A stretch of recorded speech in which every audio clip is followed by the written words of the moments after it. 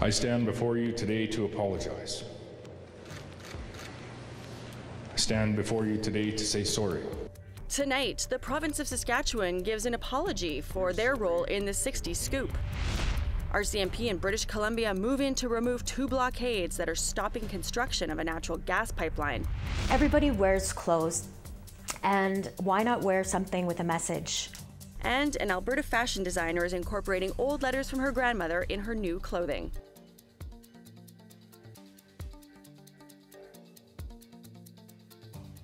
Good evening, welcome to APTN National News. I'm Melissa Ridgen. Starting off in Wet'suwet'en in British Columbia, RCMP moved in to remove 2 barriers at Unistoten reoccupation camps today.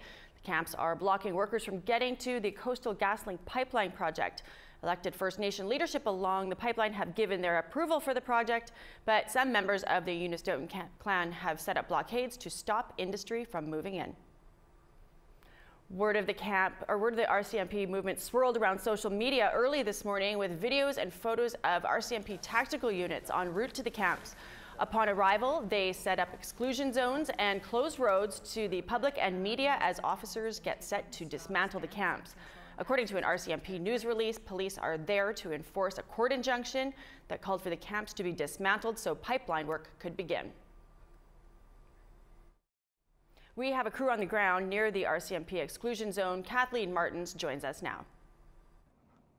Yes, we turned down Morris Forest Service Road, and as you can see, this is as far as we got. Behind me, you see the RCMP have blocked off the road. We're about 17 kilometers from the checkpoint. We can't get any closer. They tell us if we try to cross, they'll arrest us for obstruction. So that has changed our ability to do the story. We don't know what's happening up at the checkpoint or even up at the camp. They have let some of the hereditary chiefs through. We've seen them let company employees through. When we've asked to go through, they say that we have to be on a list, an approved list. And that list is available in the nearest town, which is Houston. And we, of course, can't phone there because the phone service here doesn't work. So it's really hampered our ability to get the details of what is happening up at the camp. That's Kathleen Martins reporting. Back to you. Thanks for that, Kathleen. This is a story we'll obviously be following. We want to hear what you think. Here's, of course, how you can continue the conversation. You can send your emails to news@aptn.ca. You can find us online at aptnnews.ca and on youtube.com/aptnnews. You can also follow APTN News on Facebook, Twitter, and Instagram for more Indigenous news.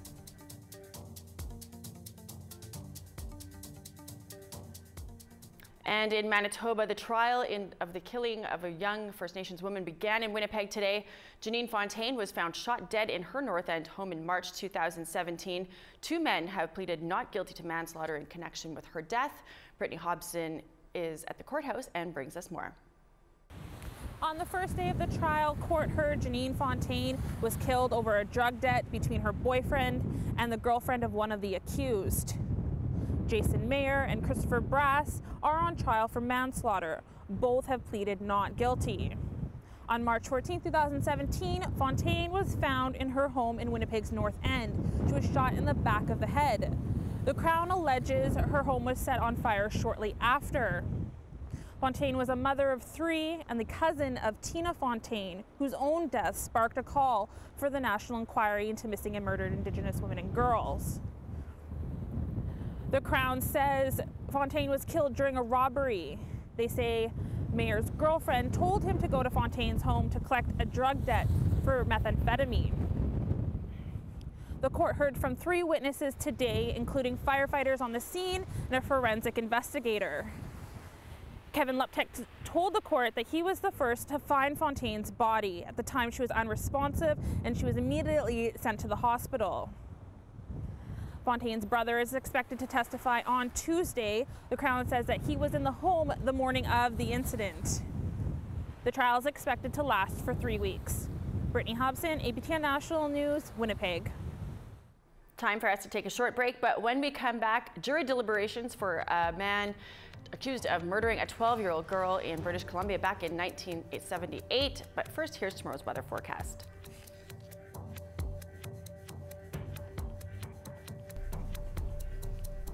Over on the east coast, we've got 1 in snow in St. John's, -4 and a mix of sun and cloud in Halifax. The Grand River is -14 in snow, Kuujjuaq sunny and -15, Nain. 3 in Montreal, Sept-Îles is -5 in sunshine. 4s for Peterborough, Toronto, it's sunshine there. Sarnia and London, 5 and sunny. -6 and sunny in Sioux Lookout, 0 and snow in Wawa. -22 and clear in Churchill, -16s for the Paw, Norway House. -11 in Gimli and snow, -8 in Winnipeg. -2 and sunny in Swift Current, -4s for Regina and Estevan. -13 in Buffalo Narrows, -15 and sunny in La Ronge, -10 in Meadow Lake.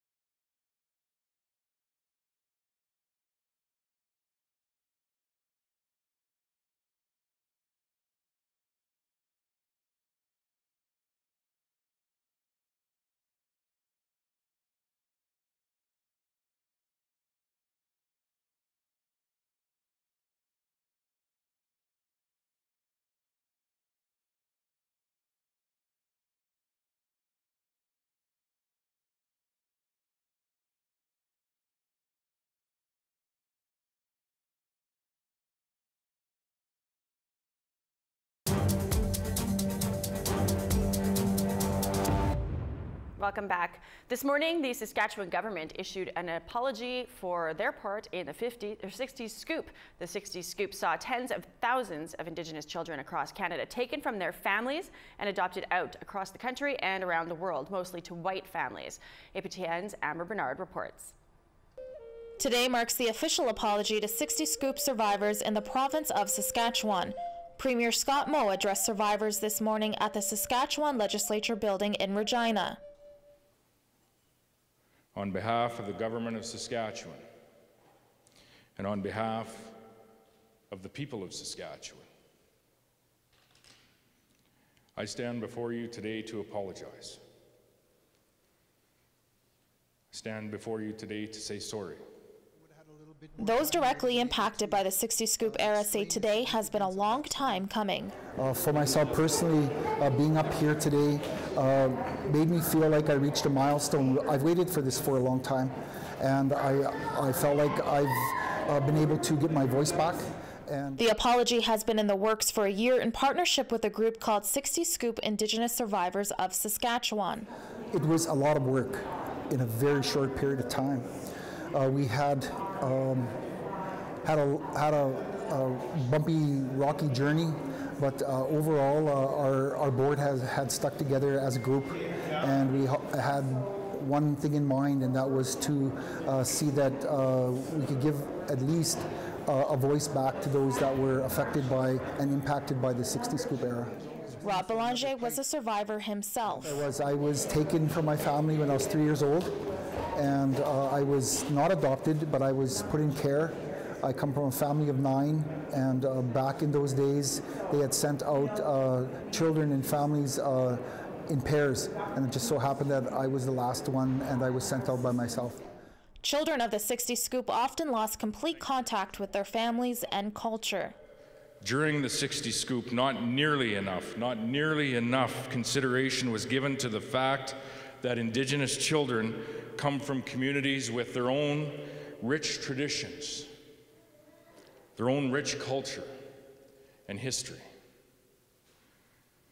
Some Indigenous children were separated from their families and their communities, and as a result, those children were cut off from their culture, and they were cut off from their traditions. Belanger says he spent years trying to reconnect to his culture. Well, a lot of my history within the last 20 years has been in the area of research and finding out who I am as an Indigenous person. And not just as an Indigenous person, but who I am and where I fit in my territories, in my lands. Belanger wants to see real change after today's apology. We hope to see action. I've stated previously that when people apologize, sometimes they don't know what they're apologizing for. And it's more than just saying you're sorry. There needs to be some actions. We have given the province recommendations that we feel are a step in the right direction for 60 Scoop survivors. And also, ladies and gentlemen, there is an earnest and concerted effort underway in our province of Saskatchewan to support and uplift all of those in need, including our friends and neighbors that are dealing with the impacts of the 60 Scoop. Amber Bernard, APTN National News, Regina. Last January, the BC Supreme Court ruled the federal government's solitary confinement policy is unconstitutional. The government appealed, and now the BC Court of Appeal has granted the government an 18-month extension to improve how prisoners in solitary confinement are treated. The challenge against the government's solitary confinement laws was launched by the BC Civil Liberties and the John Howard Society. They stated that the current laws are inhumane, and today's BC Court of Appeal decision gives the federal government until June 2019 to change their solitary confinement policy. But the court also stated that the government must immediately implement some new conditions for those prisoners. There are some conditions regarding the rights of Indigenous inmates. Indigenous inmates will have access to Indigenous elders while in segregation, as well as a number of cultural practices and supports. Over the last few months, we've been following the trial of Gary Hanlon, who is charged with killing a 12-year-old girl in 1978. APTN's Tina House joins us from Vancouver with an update on this case. The trial for accused child killer Gary Hanlon has lasted just over 6 weeks. And later this week, the jury is expected to break for deliberation. In May of 1978, 12-year-old Monica Jack disappeared after going for a bike ride just outside of Merritt, BC. In 1995, her remains were later recovered by a hiker. And in 2004, RCMP conducted a Mr. Big sting operation in which Gary Hanlon admitted to killing Monica Jack. We'll be back to give you a full story once the verdict comes in later this week. Back to you in studio. Thanks, Tina. It is a massive challenge reintegrating offenders back into New Zealand society. That country's Department of Corrections says that with the right support, people are less likely to reoffend. One neighborhood doesn't want a halfway on their doorstep, though, and Corrections has confirmed that no child sex offenders will be on the property, but as our friends at Maori TV tell us, that's little comfort for the residents who say the risk is still too high.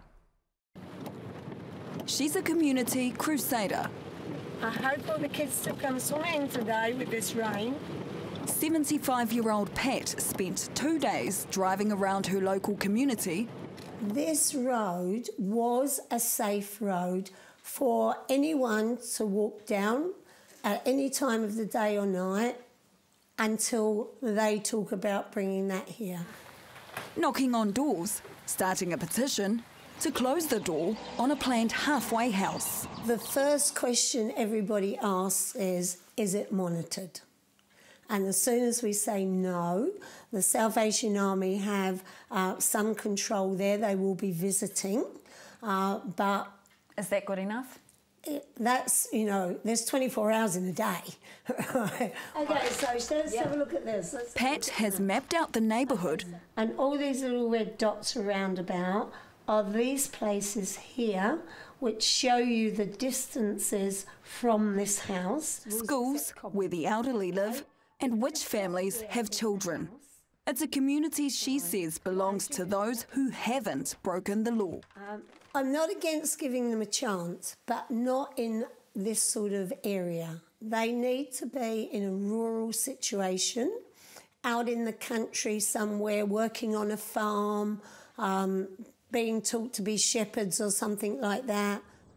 To offend the way that they have, go to jail, and then come out and we have to make allowances for them? I don't care who they are, you know. But we couldn't see them anyway because all this is covered in. Paige and her sister Mandy are residents who are prepared to walk their talk. What would be your most pressing concern or questions for them? What do you want to know? To Corrections. You people are safe in your homes, you go home at night. If you were to put people in here to look out to, you know, monitor these people, they go home at night. We don't go home at night. This is our home, and you're threatening it. What are you thinking? We're scared in our own home. The 3 girls, and I said to the girls, maybe we can, have you got a friend, a male friend that might want to, you know, got nowhere to live, might want to come and sleep in the sleep out or whatever. But, you know, it's disrupting our lives. So, yeah. They're hungry for their own justice after meeting with Corrections in May. Residents were told 3 to 4 ex-prisoners will live in the Housing New Zealand home for 6 to 12 months at a time. What wasn't clear were the crimes and convictions. What are people thinking? Who do they think they are? Making choices for us and our lives. You know, I can't believe it that this is happening. You know, there should be a place for people like this, you know, and I've already been had up about how dare you call them those people. Well, I'm sorry, what am I supposed to say? Perverts, pedophiles, rapists, you know? But Corrections has confirmed with Native Affairs that no convicted child sex offenders will live in the house. While we have yet to decide exactly who will be living at the address and when they will move in, we can confirm that this will not include people with convictions for child sex offending. No offender would be permitted to reside at an address if it was considered that the risk could not be safely managed and public safety upheld. More than 15,000 offenders were released from prison last year. The fact is, they are legally required to be released. The challenge is, they have to go somewhere. The reality is that without supported accommodation, these offenders would be homeless, which would present an unacceptable safety risk to communities. The safety of communities is paramount in any decisions we make. It's the 6th halfway house in Gisborne. Nationwide, there are 1,100 houses to support prisoner rehabilitation back into the community. Corrections says the government is investing a further $57 million to support housing for released prisoners. But this community believes the cost to them is far higher. Is there anything you're willing to compromise on or accept this as being a temporary ACOM? I don't. No. They're not banking for people like me, right? They're banking for people who are going to go, oh, what can we do about it? It's the government, we can do nothing. We're not going away. How far are you willing to take this? How far? Far enough to make them leave. An Edmonton woman making a name for herself with mixed blood apparel. That's coming up after the break. And here's the rest of tomorrow's weather forecast.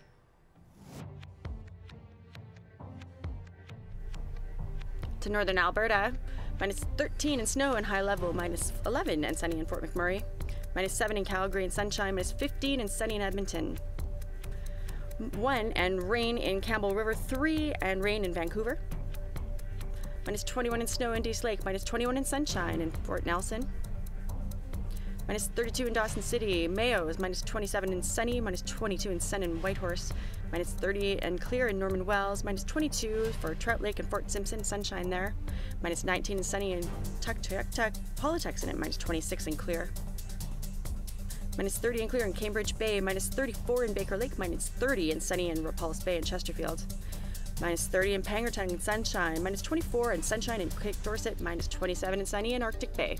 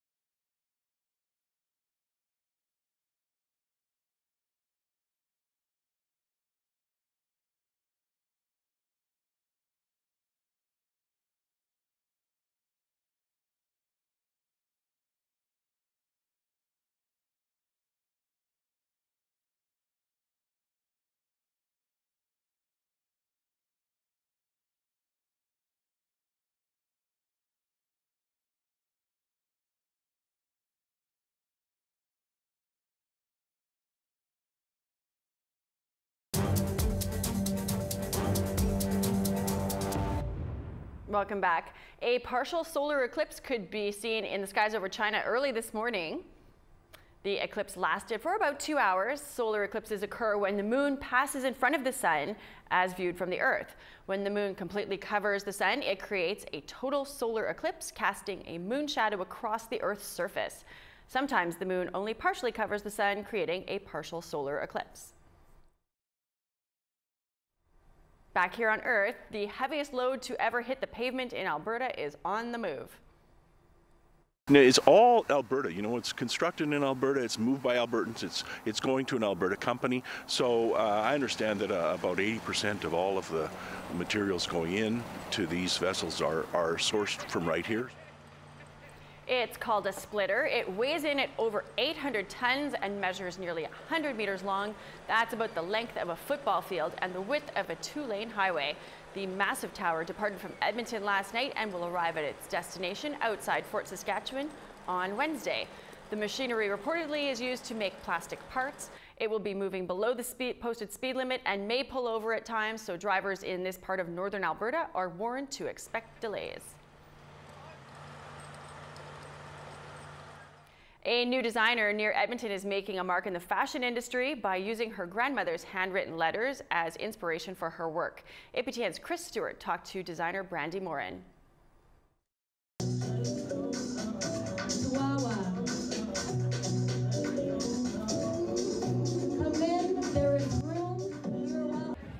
Brandy Morin's clothing line called Mixed Blood Apparel was only founded in November, but her clothing designs have already been shown at the Atapiaki Fashion Week in Calgary. Morin's line includes tops, leggings, and more that showcase her Métis heritage. I have started by incorporating the languages of my ancestry, which is Cree and Iroquois. So I have Cree and Mohawk that I'm incorporating. And in one of my designs, I've also incorporated French into a phrase because I have French as well. I've had people request to start incorporating other languages, and so other Indigenous languages, and so I'm planning to do that. Morin was close to her grandmother. She decided to honor her memory by putting her grandmother's letters on one of her designs. I was able to put them onto a legging design, and they're beautiful, and it's just an honor for me to be able to bring her alive in the now and bring her hopes and dreams alive that didn't come to pass at that time. Morin wants her clothing line to help keep Indigenous languages alive. Her clothes target youth and older generations alike. Everybody wears clothes, and why not wear something with a message? Why not wear something with meaning?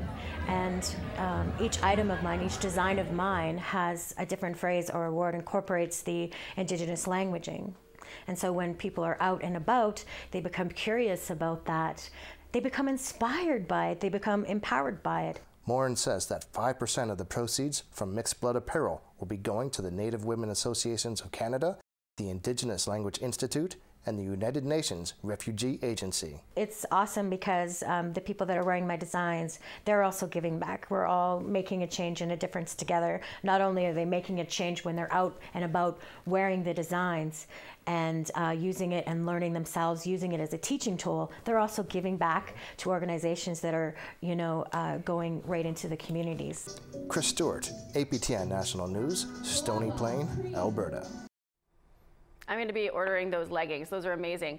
That is all the time we have for news tonight. You can always find more on our website at aptnnews.ca. That's also where you can keep up on developments at the Unistoten camp that we told you about earlier. I'm your host, Melissa Ridgen. Have a great night.